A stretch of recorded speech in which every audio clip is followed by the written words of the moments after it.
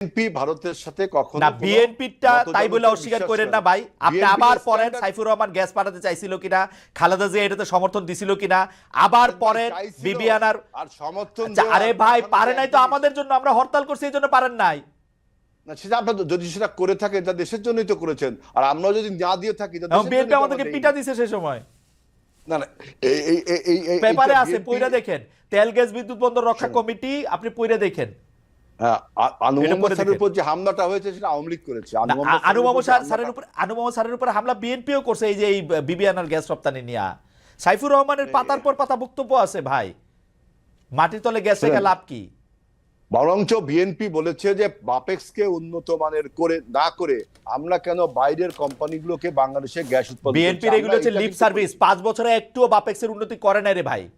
আপনি এখন এখন এখন এখন এখন আপনি ইকবাল হাসান মাহমুদ টুকু ভাইরে জিজ্ঞেস করেন, টুকু ভাই কতবার চাইছে পেট্রোলে এর বাজেট দিছে কিনা, জিজ্ঞেস করেন এখনই। না না, আপনার বাংলাদেশ পেট্রোলিয়াম এক্সপ্লোরিং কর্পোরেশনকে তো আমরাই আপনার আধুনিকায়ন যতটুকু করেছি, কিন্তু অন্য আমলে আওয়ামী লীগের আমলে এই বাপেক্সকে ঠুটো জগন্নাথ বানিয়ে। আরো একটা কথা বলি, টাটাকে আপনারা জমি দিতে চাইছেন, একটা নির্দিষ্ট মূল্যে গ্যাস দিতে চাইছেন, একটা লম্বা সময় ধরে, এটা বহুত কিছু করছেন, আন্দোলনের মুখে আপনারা পিছিয়ে আসতেন। সুতরাং আপনারা খুব ইন্ডিয়া বিরোধী। আপনারা ইন্ডিয়ার ক্ষমতায় আসলে আবার ইন্ডিয়ার পেটের মধ্যেই ঢুকে যাবেন, যতই মুখে যাবে। ইন্ডিয়ার সাথে ওয়ার্কিং, অবশ্যই এটা জামাত ইসলামীও করবে, প্রতিবেশী রাষ্ট্র হিসাবে আমরা ওয়ার্কিং রিলেশন রাখি, কিন্তু আমরা কখনো সাবসার্ভিয়েন্ট ওয়ার্ক রিলেশন না রে ভাই, ওয়ার্ক রিলেশন না, অনেক ভালোবাসার রিলেশনও রাখেন। আমি বলি তো, জনাব গোলাম আজমের ছেলে এই আন্দোলন করা থাকা অবস্থায় ইন্ডিয়ান বিশ্ববিদ্যালয়ে পড়াশোনা করছেন, ভালোবাসার সম্পর্ক আছে। হ্যাঁ, সেটার উত্তর তো আমি দিব না। না না, আপনি দিতে পারেন। আমি বলতেছি হচ্ছে যে ভালোবাসার সম্পর্ক থাকে, পলিটিক্যালি একটা অবস্থান নেয়।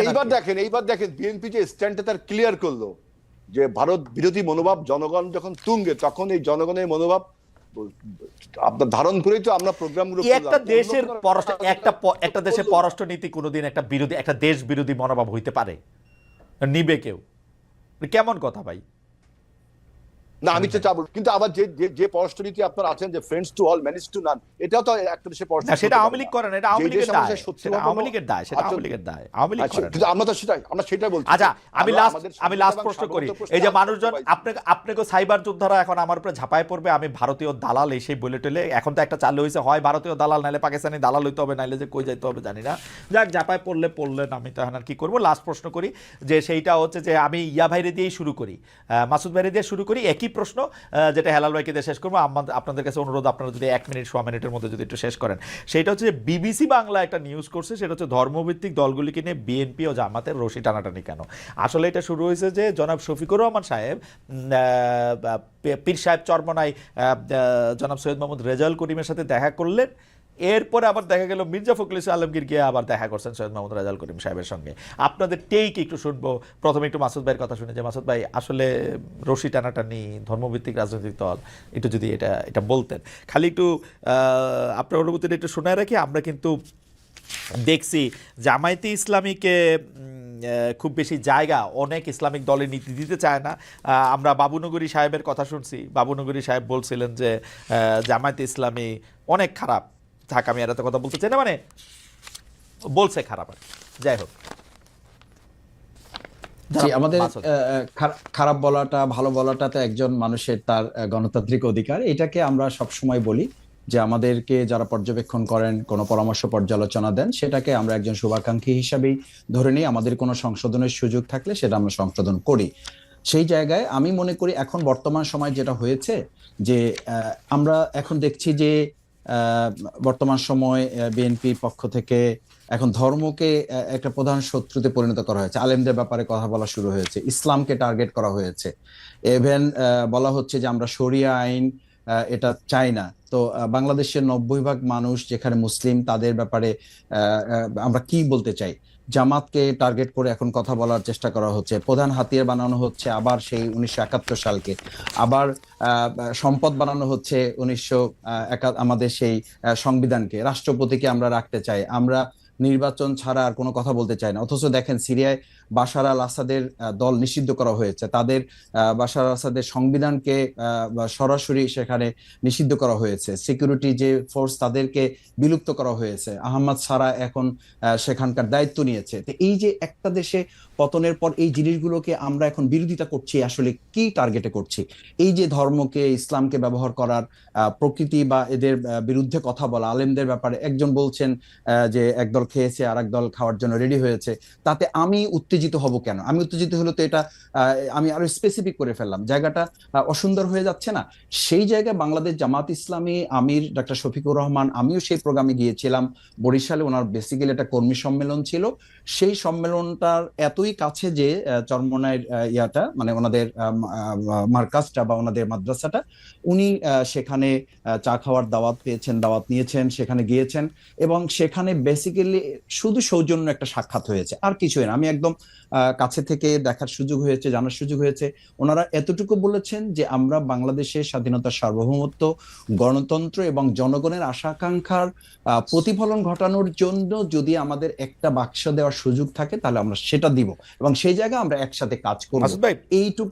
এইটুকু কথা বলা হয়েছে। সুতরাং এই জায়গায় যদি আবার বিএনপি সেখানে যায়, সেটা তো ডিপেন্ড করবে যে চরমোনাই আমাদের সম্মানিত সেখানকার চেয়ারম্যান বা সভাপতি মুফতি রেজাউল করিম সাহেব, উনি অথবা ওনার যারা আছেন তারা ঠিক করবেন। কিন্তু আমরা মনে করি বাংলাদেশ জামাত ইসলামী শুধুমাত্র চরমোনাই পীর সাহেব নয় বা চরমোনাই ইসলামী শাসনতন্ত্র আন্দোলন নয়, আমরা সমস্ত ইসলামী দলগুলোকে ওন করি আমরা কাজ করছি। সেখানে কেউ তার ব্যক্তিগত চিন্তায় আমাদের ব্যাপারে তাদের ভিন্ন দৃষ্টিভঙ্গি থাকতে পারে। মাসুদ ভাই, আপনারা যে ইসলামিক দলগুলিকে ওন করার চেষ্টা করতেছেন সেটা আপনারা বহুবার বলছেন, কিন্তু আমরা যে যদি দেখি যে হেফাজতে ইসলামীর সাথে যেসব রাজনৈতিক দলগুলো আছে, আপনারা একাধিকবার বৈঠক করছেন কিন্তু সেইটা তো আসলে হয় নাই।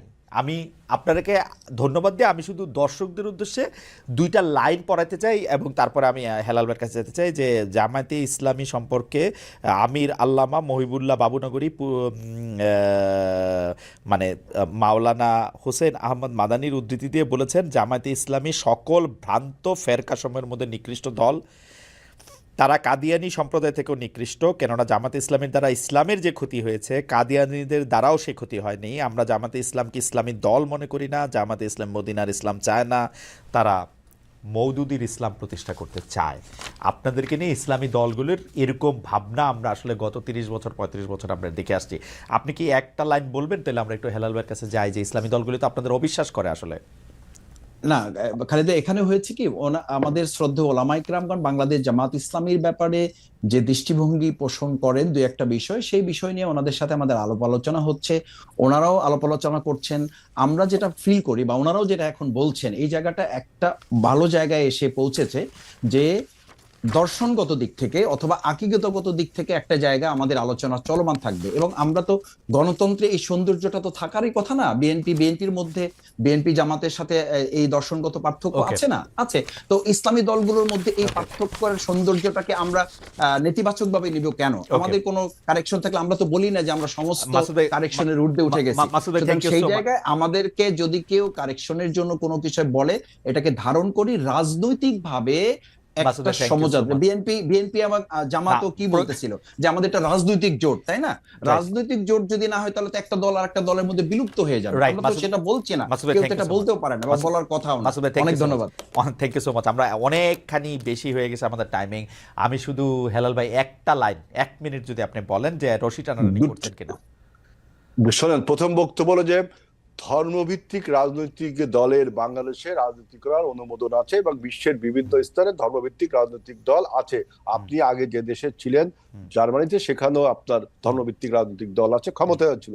এখন যখন নির্বাচনী আবহাওয়া তৈরি হয় তখন রাজনৈতিক দলগুলোর মধ্যে কোয়ালিশন করার একটা প্রবণতা সারা বিশ্বে আছে। এটাকে দোষের কিছু দেখা যায় না।